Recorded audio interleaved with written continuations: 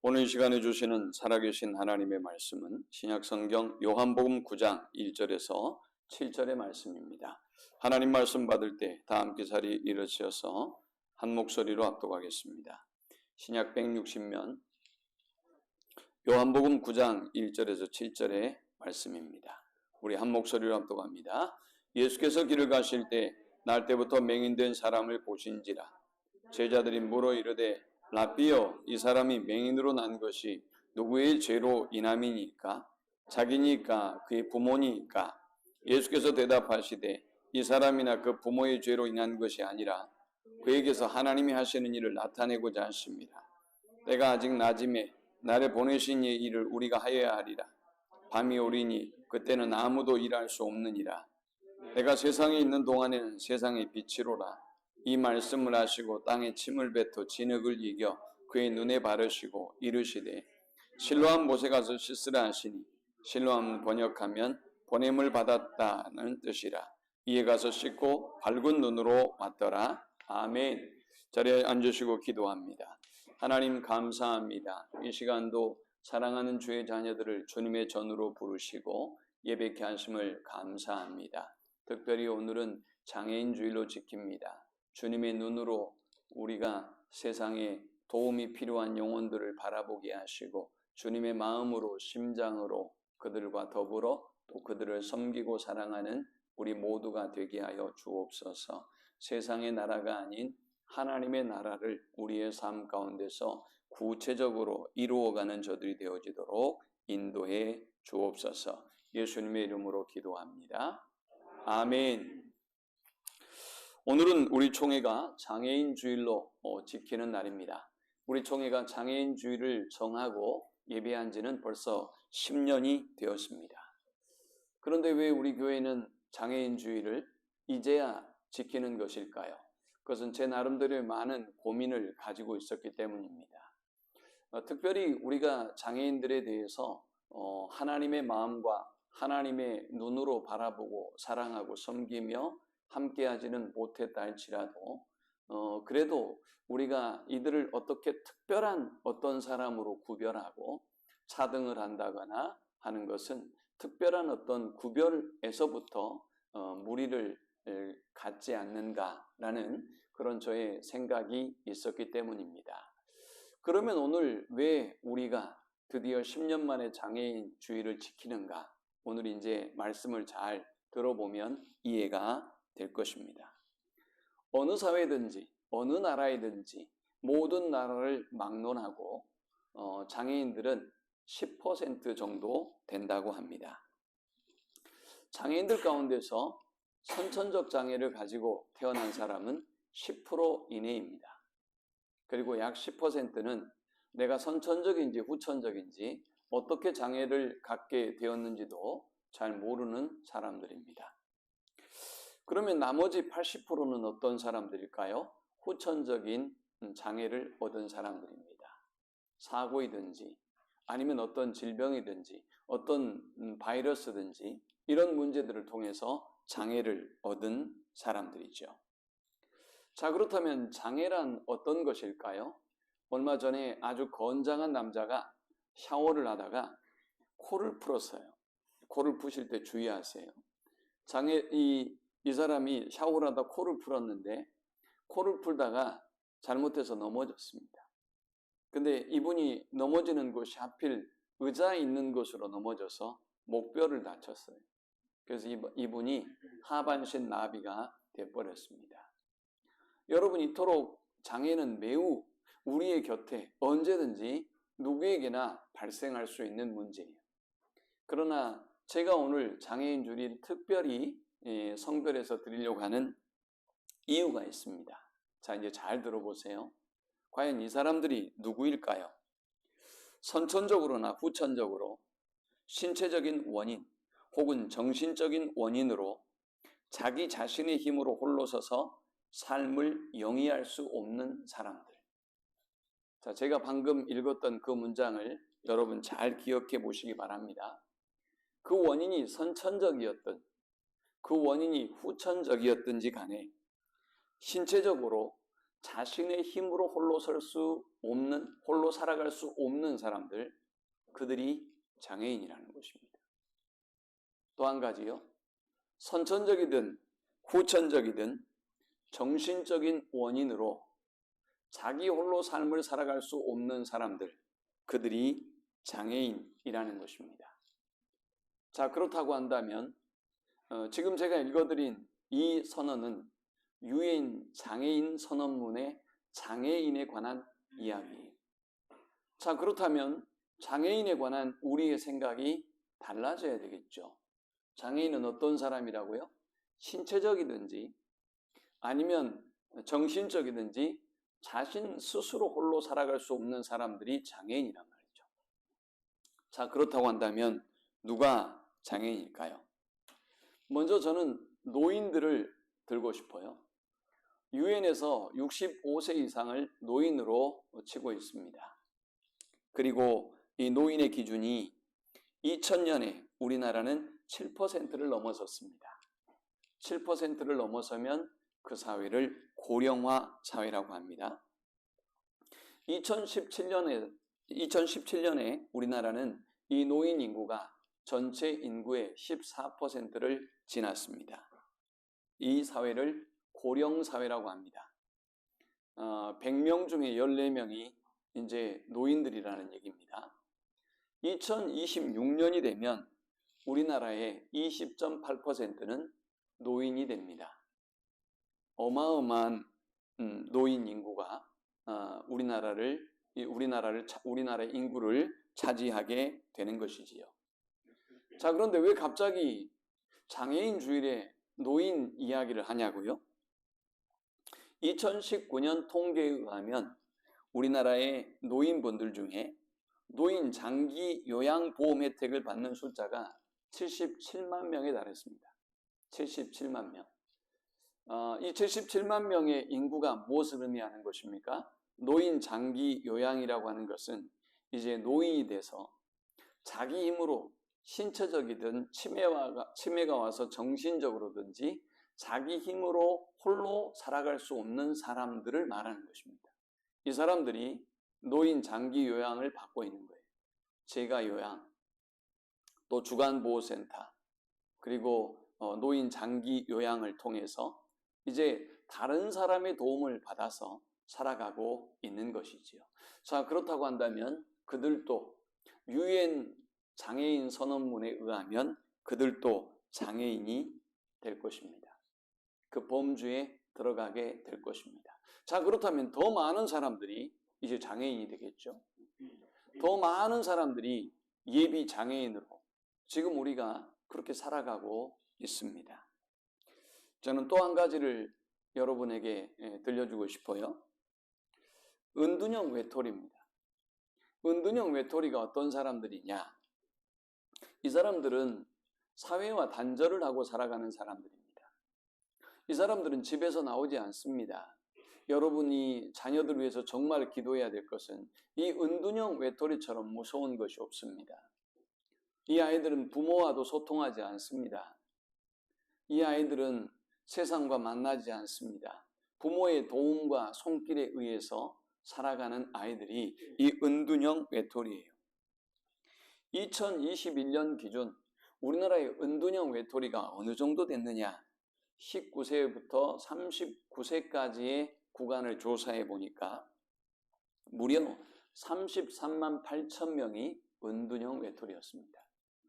자, 여러분, 그렇다면 한 가정 33만 8천 명이 은둔형 외톨이인데 이 아이들 때문에 고통받는 가정이 33만 8천 가정 정도 된다는 것이죠. 물론 조사가 된 사람들이 이 정도라고 한다면 보이지 않는 이 통계에 나오지 않는 수치는 더 어마어마할 것입니다. 자, 이들도 장애인들이죠. 넓은 의미로 유엔 장애인 권리 선언문에 의하면 이들도 부모의 도움이 필요해요. 부모의 집에서 부모가 있든 없든 몰래 나와서 냉장고에서 뭘 먹든 화장실에 가든 어쨌든 다른 사람의 도움에 의해서 살고 있는 사람들이기 때문에 이들도 넓은 의미의 장애인이라고 할 수 있을 것입니다. 우리는 지금 매우 풍요로운 세상을 살고 있습니다. 부족함이 없습니다. 그런데 점점 더 우리의 젊은이들은, 이 시대를 살아가고 있는 현대인들은 정신적으로 약합니다. 정신적인 질환을 가지고 있는 사람들이 아주 가까이 너무나 많아요. 이제는 아주 평범한 일이 되어버렸어요. 정신과에 가는 일이 특별한 일이 아니에요. 신경과에 가는 일이 특별한 일이 아니에요. 매우 평범한 일이 되어버렸습니다.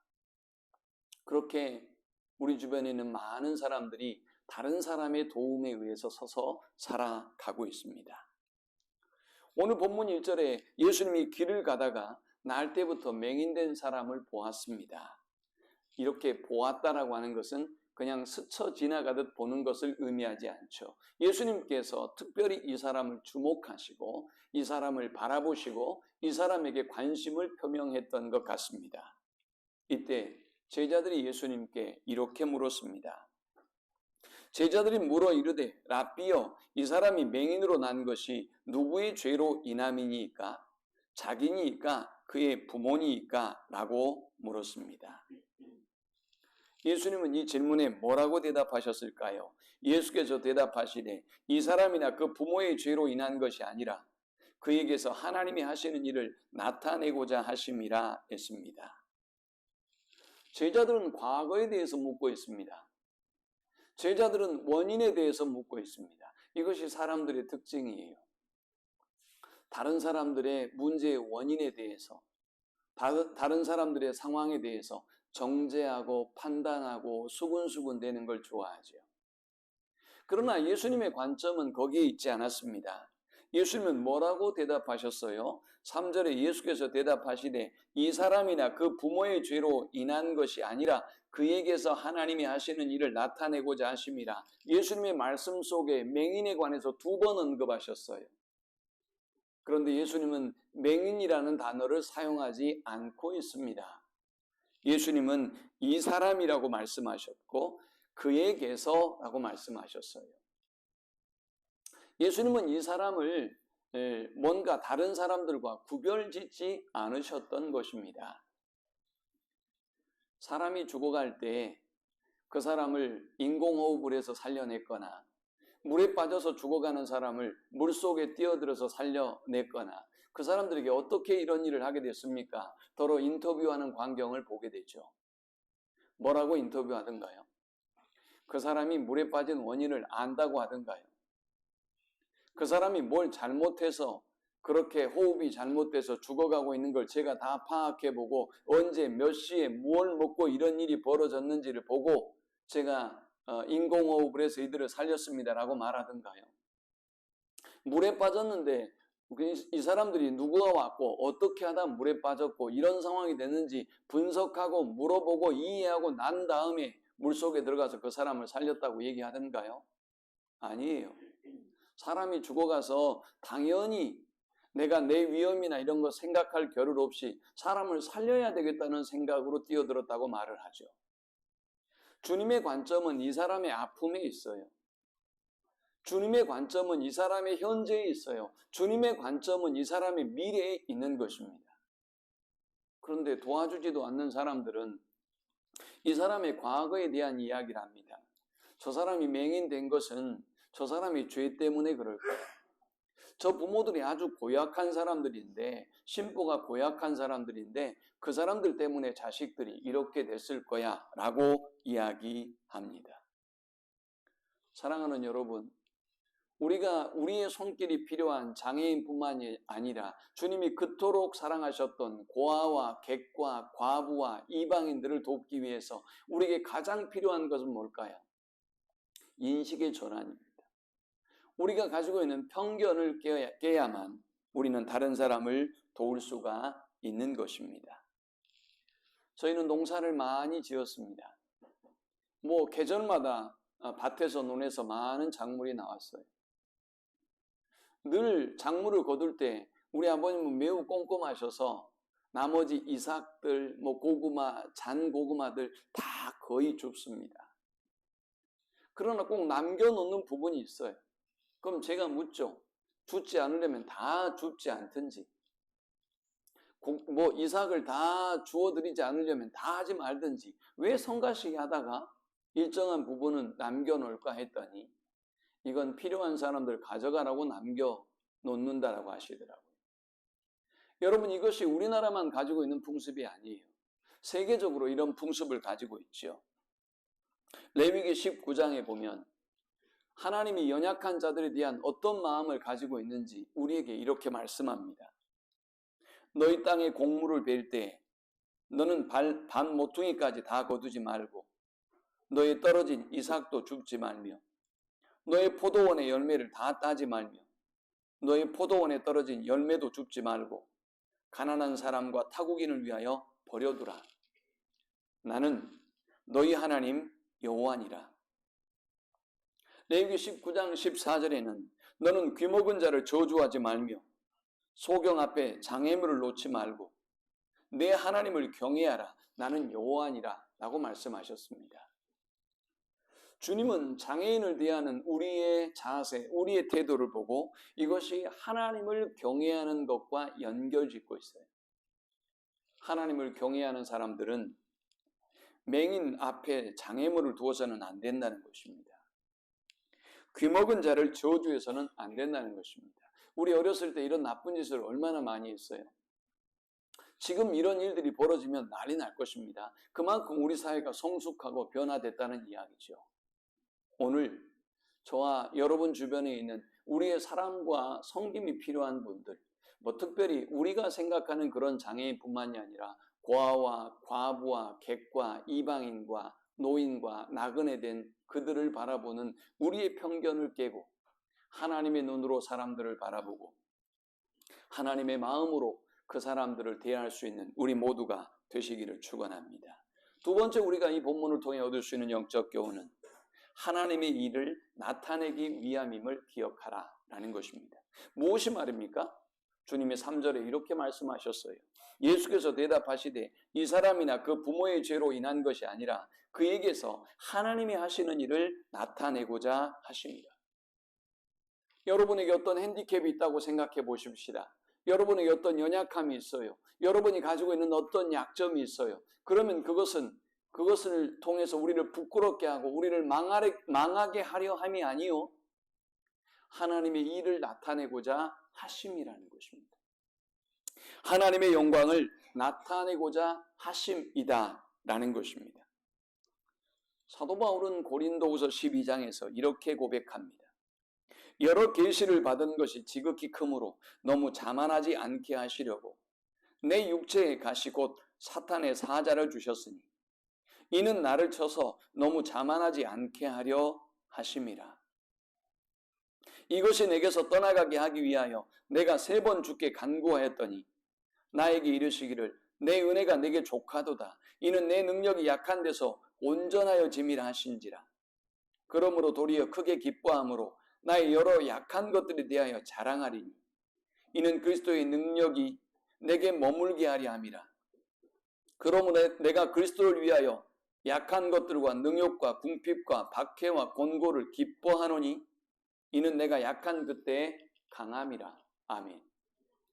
하나님은 우리가 가지고 있는 이 약함을 통해서 하나님의 강함을 우리를 통해서 나타내 보여주신다는 것입니다. 여러분이 강하고 여러분이 모든 것에 능통하며 여러분이 정말 대단한 사람이라고 한다면 여러분 때문에 하나님의 능력이 가려질 수 있고요. 여러분들이 하나님이 하신 그 일을 도둑질해서 내가 한 것이냐 교만하게 말하고 생각할 수 있다는 것입니다. 그러나 내가 약하면 그 약한 나를 통해서 하나님은 하나님의 강함을 드러내시고 약한 우리가 하나님의 능력으로 얼마나 대단한 사람이 될 수 있는지 얼마나 대단한 일을 할 수 있는지 보여주신다는 것입니다. 기적은 당신 안에 있습니다 라는 책을 쓴 이승복이라고 하는 사람이 있죠.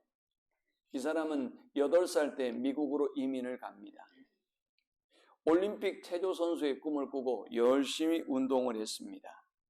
그런데 운동을 하다가 이 사람이 잘못 떨어지는 바람에 목뼈를 다쳤고 온몸이 마비되는 전신 사지마비가 장애되는 전신마비 장애인이 되었습니다.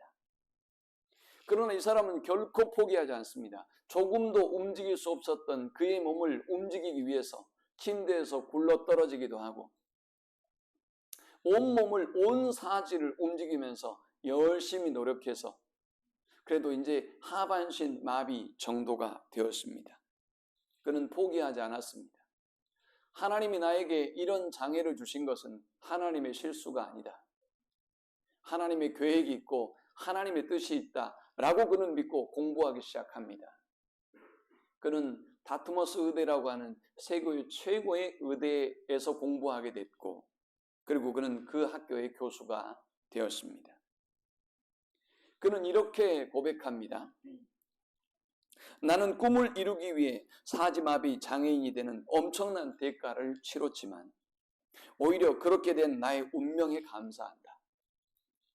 대가를 치르기가 두려워서 꿈에 도전조차 하지 않는 삶보다는 휠체어 속에 사는 삶이라 할지라도 늘 꿈과 목표를 가슴에 품고 사는 삶이 더 행복하기 때문이다. 할 수 있다고 믿으면 할 수 있어. 불가능? 그것은 내게 해당되지 않는 말이야. 건조하고 딱딱하게 굳어버렸던 내 마음도 희생과 꿈이 생기자 빠르게 따뜻함과 생동감을 회복하기 시작했다. 그때 나는 다시 꿈을 발견한 감격에 겨워 다른 아무것도 생각하지 않았다. 과연 내가 할 수 있을까 하는 두려움은 없었다. 이제는 할 수 있느냐 없느냐의 문제가 아니었다. 할 수 있기 때문에 한다면 그걸 꿈이라고 말할 수 있을까? 꿈은 그냥 도전하는 것이다. 할 수 있든 없든 상관없었다. 내 가슴이 몇 개 안 남은 내 신경들이 온몸의 세포들이 그걸 원하고 있기 때문이었다. 나를 이렇게 만든 건 하나님이 아니었다. 하나님이 이런 끔찍한 일을 하시지 않는다. 서머솔트를 하다가 목뼈를 부러뜨린 건 분명히 내가 한 일이었다. 그 시간에 하나님은 내 옆에서 내가 뛰어가는 모습을 안타깝게 바라보고 계셨다.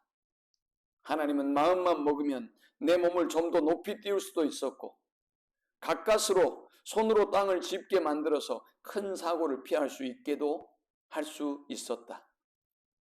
하지만 하나님은 그냥 바라보기만 하셨다. 왜 막지 않으셨을까? 나는 하나님의 자녀인데 자식이 다치는 걸 왜 그냥 바라만 보셨을까? 하나님은 내가 다르게 사는 모습을 보고 싶어 하셨던 것이다.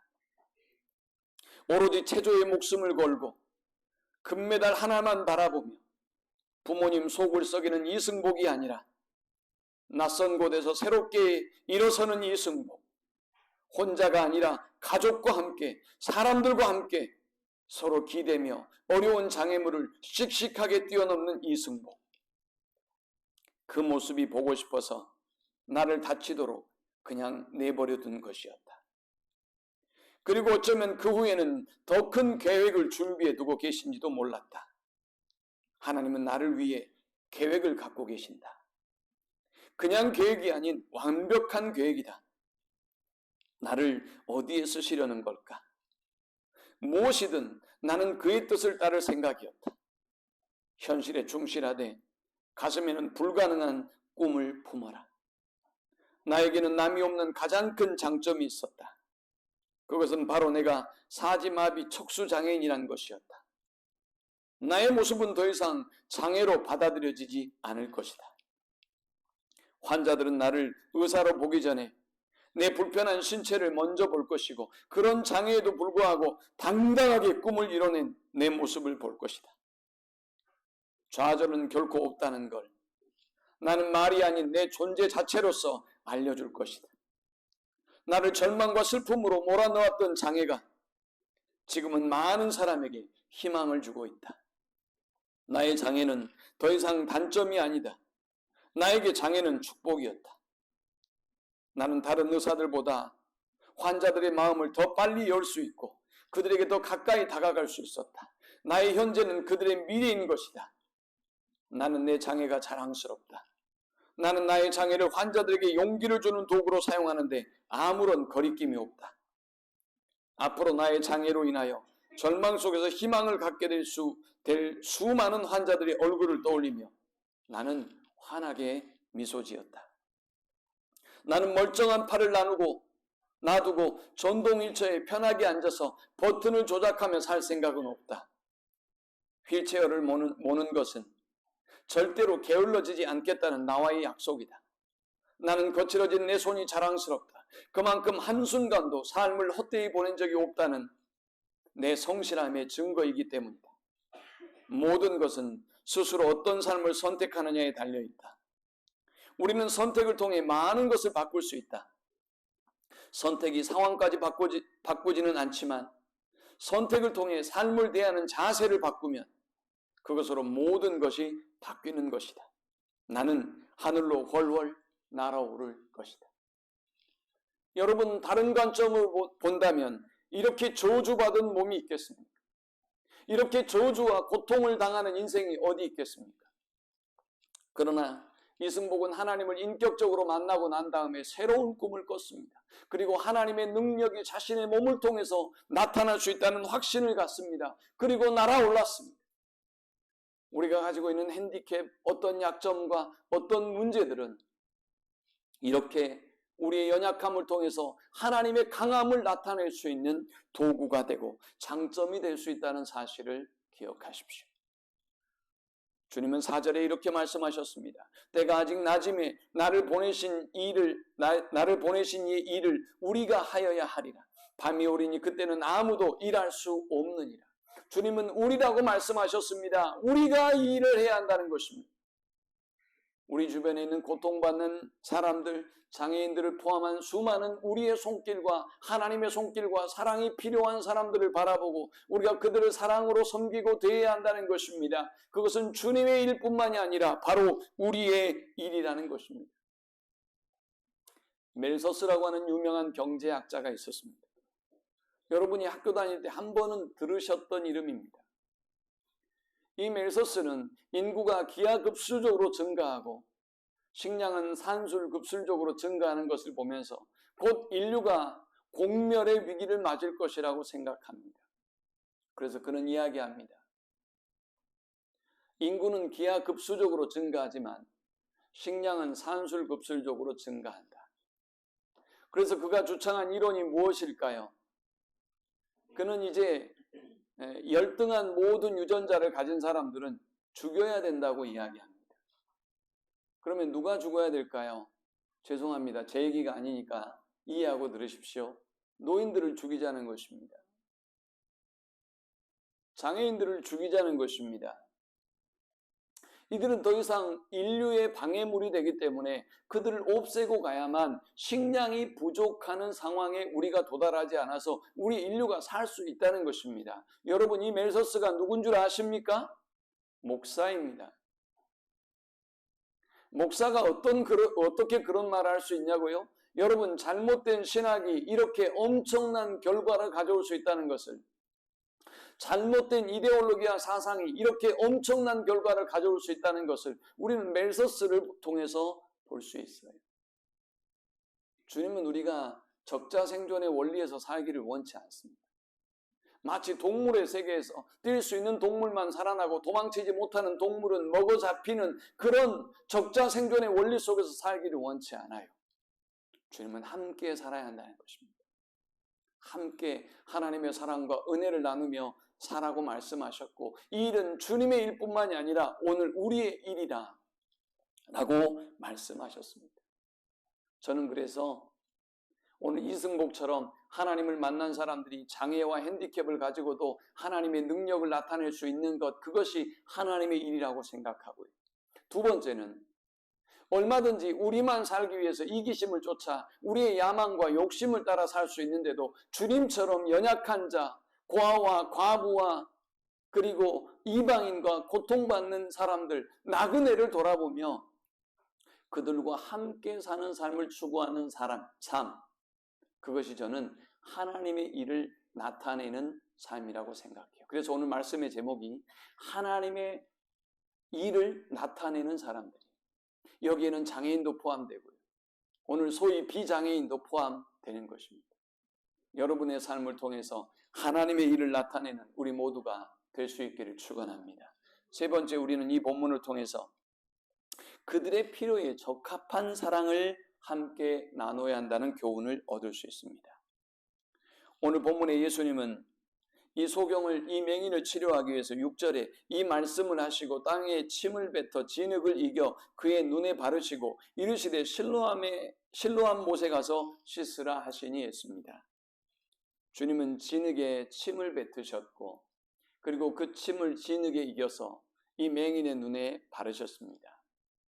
여러분, 어렸을 때 우리가 다치면 뭐 발랐죠? 침 발랐어요. 그리고 된장을 발랐죠. 그리고 간장을 바르기도 했어요.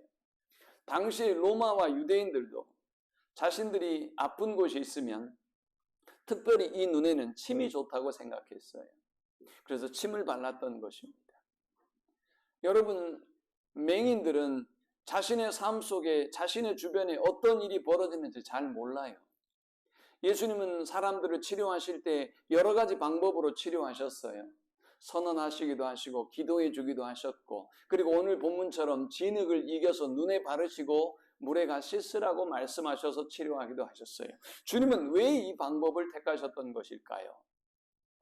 맹인이기 때문에 시각의 감각으로 그리고 피부의 감각으로 그 하나님의 사랑의 손길, 그 하나님의 사랑의 터치를 느끼기를 원하셨던 것입니다. 사랑하는 여러분, 우리가 다른 사람을 도울 때, 섬길 때 내 중심으로 생각하고 내 중심으로 판단하고 도와서는 안 됩니다. 그것은 폭력이 될 수도 있습니다. 우리는 그 사람의 필요가 무엇인지, 그 사람의 문제가 무엇인지 알고 그 사람의 필요를 채우는 도움을 주어야 할 것입니다. 이솝 우화에 아주 재미있는 이야기가 있죠. 한날은 아주 이 심술궂은 다른 동물들을 아주 약올리는 이 여우가 한날은 두루미를 동네에서 발견합니다. 이 두루미를 약올릴 방법을 찾습니다. 그래서 두루미를 자기 집에 초대했습니다. 식사를 함께 하자고 했어요. 여우는 숲을 만들었습니다. 그리고 맛있는 스프를 얇은 접시에 퍼서 이 두루미에게 주었습니다. 여우는 맛있게 먹었지만 두루미는 이 접시에 부리를 찍으면서 그 습을 마실 수가 없었어요. 골탕을 먹었던 것이지요. 여우는 아주 통쾌했습니다. 후에 시간이 지나서 분한 두루미가 여우를 자신의 집에 초대합니다. 두루미는 고기 요리를 하고 그리고 깊은 병에 고기를 담아서 여우에게 대접합니다. 부리가 없는 여우는 구경만 하고 냄새만 맡을 뿐이지 그 고기에 손을 대지도 못했습니다. 사랑하는 여러분, 하나님께서 우리에게 우리가 도움을 베풀어야 될 이웃을 주셨다고 한다면 그들의 필요가 뭔지, 그들의 문제가 무엇인지 우리는 그들을 살펴야 할 것입니다. 마지막 네 번째, 우리는 이 본문을 통해서 무엇보다 우리는 영적인 구원에 힘써야 한다는 교훈을 얻을 수 있습니다. 이 맹인이 다시 사람들에게 쫓겨납니다. 34절에 보니까 그들이 대답하여 이르되 내가 온전히 죄 가운데서 나서 우리를 가르치느냐 하고 이에 쫓아내어 보내니라 했습니다. 여러분, 사람들의 인식은 그렇게 쉽게 바뀌지 않습니다. 예수님이 그토록 말씀하셔도 죄로 인해서 맹인이 되었다고 그들은 생각하고 있는 것입니다. 그래서 이 사람은 또 그 공동체로부터 쫓겨났습니다. 그런데 우리에겐 희망이 있어요. 여러분들이 어떤 공동체로부터 쫓겨났다 할지라도 주님이 우리를 찾아오신다는 거예요. 여러분이 직장에서 해고를 당하고 어떤 공동체로부터 외면을 당해도 주님이 우리를 찾아오시고 우리의 눈물과 우리의 고통을 알고 계신다는 거예요. 주님이 그 사람에게 찾아와서 묻습니다. 35절에 예수께서 그들이 그 사람을 쫓아냈다 하는 말을 들으셨더니 그를 만나사 이르시되 내가 인자를 믿느냐? 아마 주님은 이 소문을 듣고 일부러 이 사람을 찾아갔던 것 같습니다. 그러므로 사랑하는 여러분, 세상의 주류에 여러분이 끼지 못한다고 해서 사람들 속에 여러분들이 인정받는 사람이 되지 못한다고 해서 억울해하지 마십시오. 원통해하지 마십시오. 주님은 여전히 여러분의 편에 서 계시고 여러분과 함께 하십니다. 인자를 믿느냐? 주님은 그의 눈을 뜨는 것이 문제가 아니라 그의 영적인 문제, 그의 영혼 구원의 문제가 더 중요함을 아셨기 때문에 그에게 물었습니다. 36절에 대답하여 이르되 주여 그가 누구시오니까 내가 믿고자 하나이다. 예수께서 이르시되 내가 그를 보았거니와 지금 너와 말하는 자가 그이니라. 이르되 주여 내가 믿나이다 하고 절하는지라 했습니다. 예수님은 이 사람을 찾아가 주셔서 이 사람이 눈으로 보는 것보다 더 중요한 영적인 문제, 인생의 더 근본적인 구원의 문제를 해결해 주셨던 것입니다. 세상은 도움을 달라고 외칩니다. TV만 봐도 아프리카 오지 전쟁으로 인해서 고통받는 사람들 온통 우리의 도움이 필요하다고 호소합니다. 교회 사무실도 그런 전화가 끊임없이 옵니다. 그런데 여러분 기억해야 할 사실이 있어요. 우리가 그들에게 주어야 할 것은 돈이 아니에요. 빵이 아니에요. 그보다 더 중요한 복음을 전해야 하는 것입니다. 복음을 만나야 아까 이승복처럼 완전히 새로운 인생, 완전히 변화된 인생을 살아갈 수가 있기 때문입니다. 40절에 바리새인 중에 예수와 함께 있던 자들이 이 말씀을 듣고 이르되 우리도 맹인인가 했습니다. 무엇 때문에 바리새인들이 예수님께 이렇게 비아냥거리는 말을 했을까요? 39절에 이렇게 말씀했습니다. 예수께서 이르시되 내가 심판하러 이 세상에 왔으니 보지 못하는 자들은 보게 하고 보는 자들은 맹인이 되게 하려 함이라 하시니. 바리새인 중에 예수와 함께 있던 자들이 이 말씀을 듣고 이르되 우리도 맹인인가? 예수께서 이르시되 너희가 맹인이 되었다라면 죄가 없으려니와 본다고 하니 너희 죄가 그대로 있느니라 했습니다. 본다고 하니, 잘못 보고 본다고 하니 그것이 죄라는 것입니다. 오늘 예수님을 만나지 못하고 신앙생활하는 사람들이 그런 사람들이죠. 본다고 하는 거예요. 믿는다고 하는 거예요. 내가 하나님을 안다고 하는 거예요. 그러나 보기 때문에 죄가 있는 거예요. 안다고 하기 때문에 죄가 있는 거예요. 모른다고 한다면, 내가 보지 못했다고 한다면 하나님 나를 도와주세요. 나에게 은혜를 베풀어 주세요. 나를 만나주세요. 나를 구원해 주세요. 라고 겸손히 엎드린다면 하나님의 구원의 역사가 우리에게 시작될 터인데 나는 믿어요. 나는 알고 있어요. 목사님 제가 다 알고 있고요. 제가 이래봬도 신앙생활을 몇십 년을 했어요. 제가 교회 오래 다녔답니다. 이런 교만함이, 이런 잘못된 시각이 우리를 하나님의 진노와 심판에 이르게 하는 것입니다. 누가 맹인일까요? 그런 사람이 맹인일까요? 아니면 보지 못해서 하나님의 은혜와 긍휼이 필요하다고 믿는 사람, 그래서 하나님 앞에 겸손히 엎드리는 사람이 맹인일까요? 이 말씀을 기억하면서 과연 나는 어떤 사람인지 질문하고 나에게 주님께서 주님의 눈을 주시고 주님의 마음을 주셔서 이 시대의 장애인뿐만이 아니라 나의 손길이 필요한 수많은 이방인, 나그네, 그리고 객과 과부와 또 고통받는 많은 사람들을 주님의 심장과 마음으로 섬기고 사랑하는 우리 모두가 될 수 있기를 축원합니다. 함께 기도합시다. 우리 주신 말씀 기억하면서 기도합니다. 과연 여러분은 보고 계십니까? 주님처럼 우리의 도움과 우리의 사랑이 필요한 손길을 바라보고 계십니까? 아니면 여러분 동정하십니까? 주님은 동정이 아니라 그 영혼들을 사랑하셨고 다를 바가 없게 여기셨습니다. 그러므로 오늘 우리의 사랑의 손길, 그 섭리, 그 사랑의 마음이 필요한 영혼들을 바라보며 주님, 제가 주님의 눈으로, 주님의 마음으로, 주님의 심장으로 그렇게 살겠습니다. 우리 결단하며 기도합시다. 또 회개합시다. 우리 주여 한번 크게 부르짖고 통성으로 기도합니다. 주 하나님의 은혜와 사랑에 감사합니다. 연약한 우리를 불쌍히 여겨 주옵소서. 하나님의 마음으로, 하나님의 눈으로, 하나님의 심장으로 우리가 사람을 바라보며 사랑할 수 있도록 인도하여 주옵소서. 오 주님, 주님의 손과 발이 되어서 고통받는 영혼들을 바라보고 대하고 섬기는 저들이 되게 하여 주옵소서.